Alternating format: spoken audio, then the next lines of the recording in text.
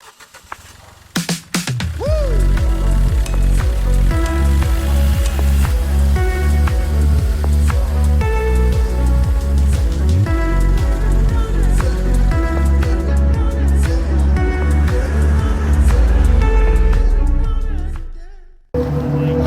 and welcome to my channel. My name is Jana and you're watching Curves on the Road. Today I'm taking you to the interactive museum in Tokyo, to the Team Lab. First we'll see the Team Lab Planets. It's supposed to be super interactive.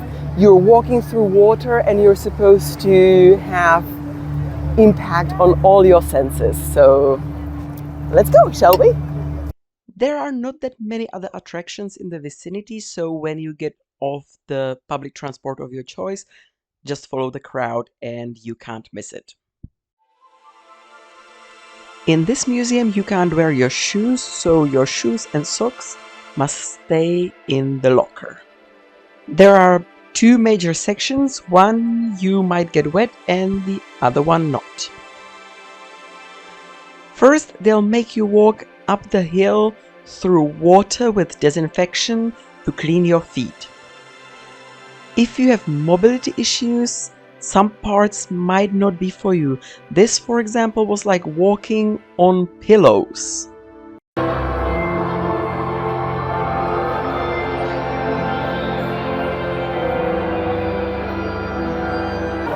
There are lots of rooms filled with artwork. There are 4 main expositions and then there are 2 gardens. Little warning, if you decide to wear skirts, wear some biker shorts underneath because there are lots of mirrors on the floor and you don't want to flash anyone.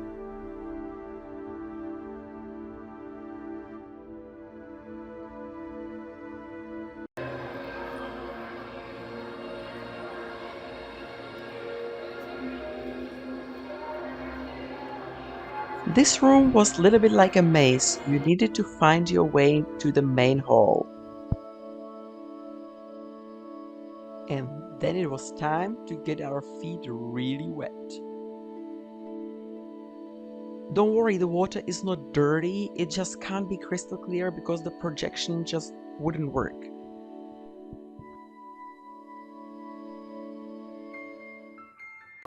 We're now in the water part of the exhibition. The water is quite high. Basically, it's mid my calves, maybe even higher since it moves.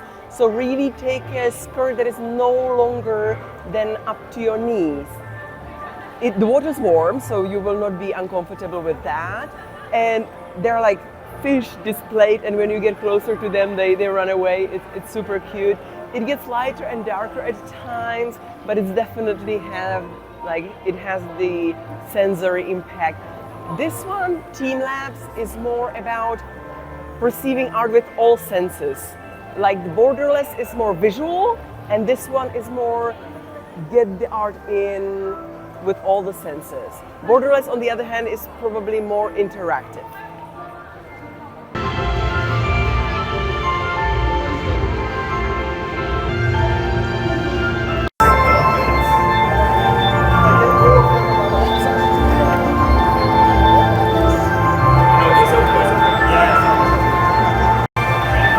It's super cool, it's so calming and relaxing. It's definitely something to see. I believe this is the way the art will go in the future. There'll be these kind of exhibits that are interactive, that people can feel, not only see. Definitely, I love it.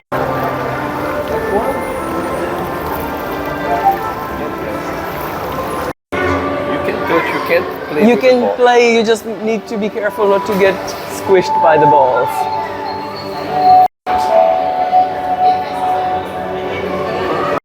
We are now in the balls room. There are lots of these big spheres that you can move slightly and they change colors.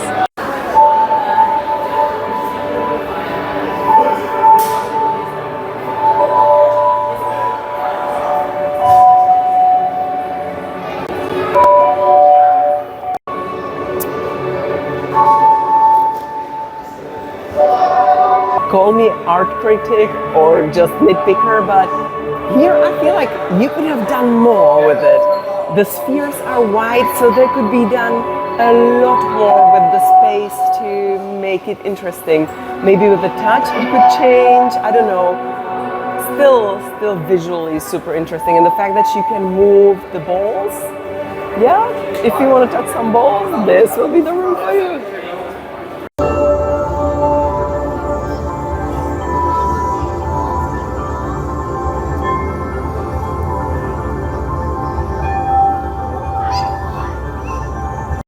Most of the rooms are quite dark, so if you count it, like, you'll have wonderful pictures. Yes, you might, but you will need a really good camera that can catch a very good light. For example, my Samsung can't do it. My boyfriend's iPhone, much better, but still, if you had a pro camera that can go for high sensitivity, it would be better. Otherwise, yeah, 3 out of 4 of the rooms are kind of on the darker side, so count with that.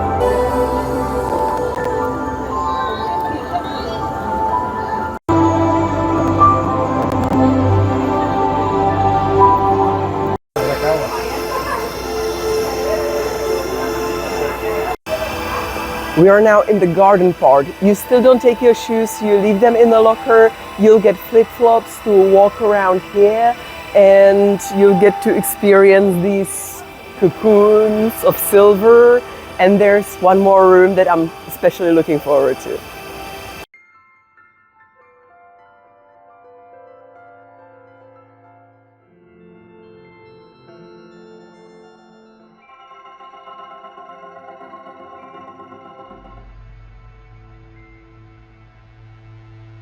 This is probably the room I was looking forward the most. It's the orchid room. You're immersed in orchids. You're not supposed to touch them, but it's impossible. They are like so close to you that there is no way to avoid them. But they are so beautiful.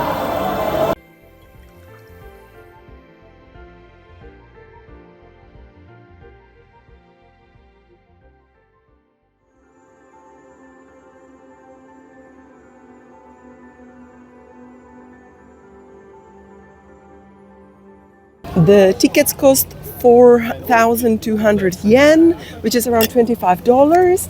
And yeah, I would say it's totally worth it. One tip from the fashion realm: I think the best way to take a good picture is wearing something plain, white or just one color, because there are so many patterns and textures that it would look better. The pictures would look better if you were wearing something super plain, when you were like a canvas for whatever is happening around.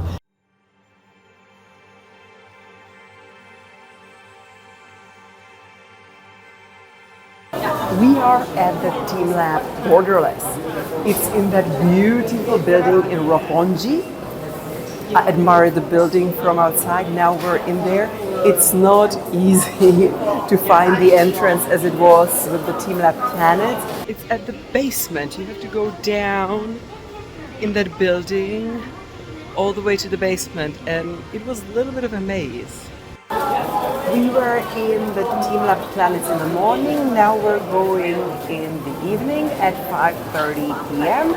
So let's see how's the difference, if there are more people, less people, how it goes. The museum closes at 9 p.m. today, so we should have enough time to see everything, because its estimated time that you might need is an hour and a half or two, so hopefully we'll get to see all.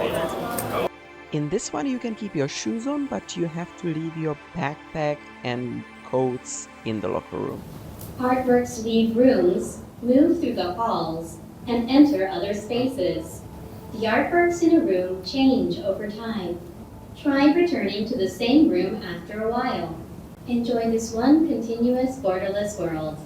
It smells flower. Totally. It smells the way it looks.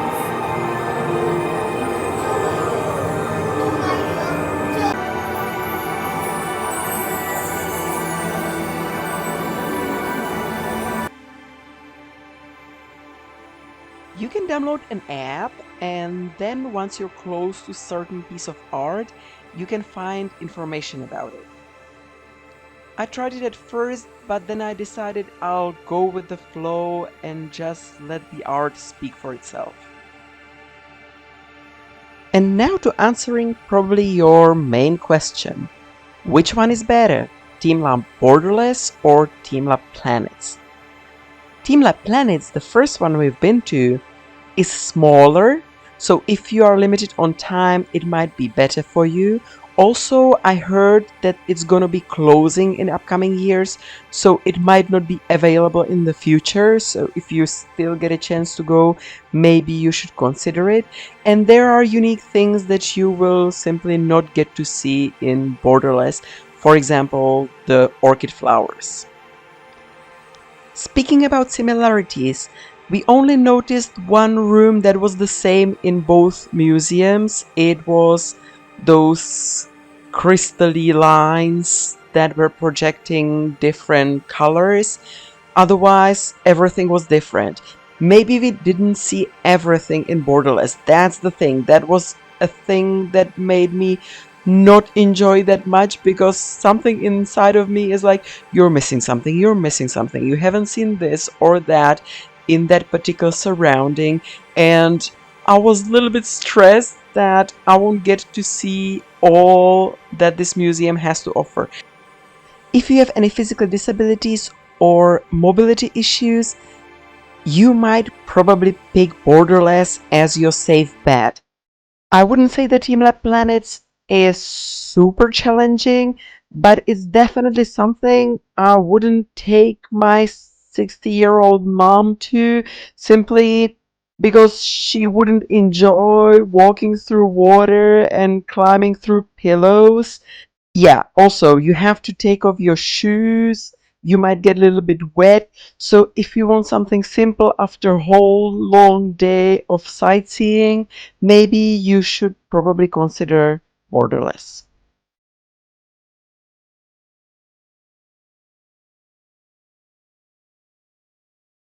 Guys, this one, like, it makes like you dizzy, or like you're not feeling on your feet, and it's just the projection. It's not moving, the ground is steady.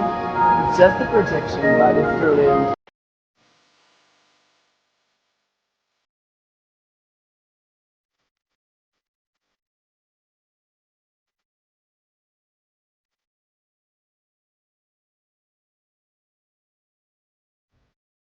The lantern room was definitely the most Instagrammable one of them all.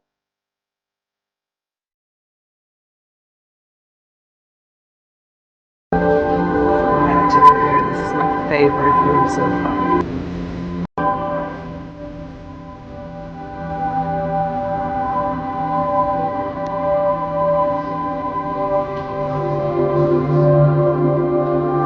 It's gorgeous.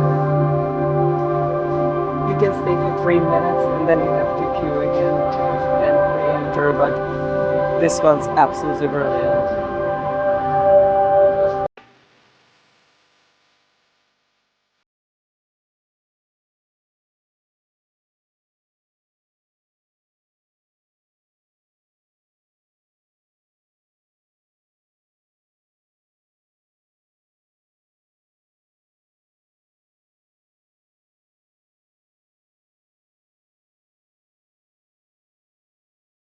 You can chase the fish. Oh, you can chase the fish.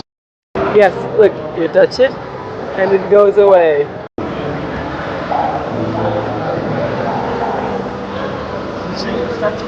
Oh, yeah. If you queue, you can design your own fish. These fishes are all designed by people who took pencils and drew it. So, guys, do you want to have your own fish?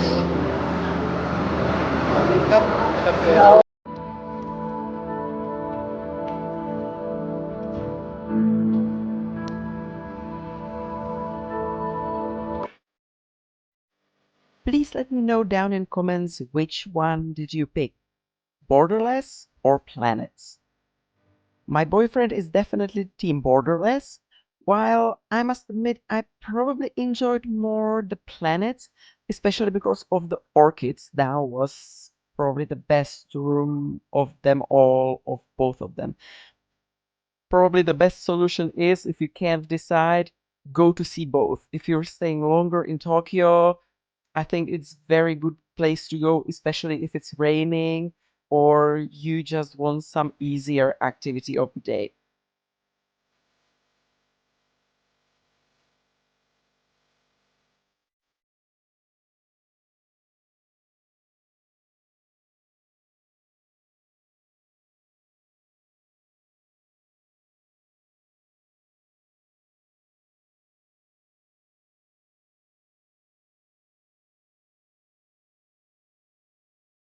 So that's it. That's the whole video. I hope you enjoyed it. If you did, why don't you give me an artsy thumb up? And you can subscribe to my channel. I upload every Sunday.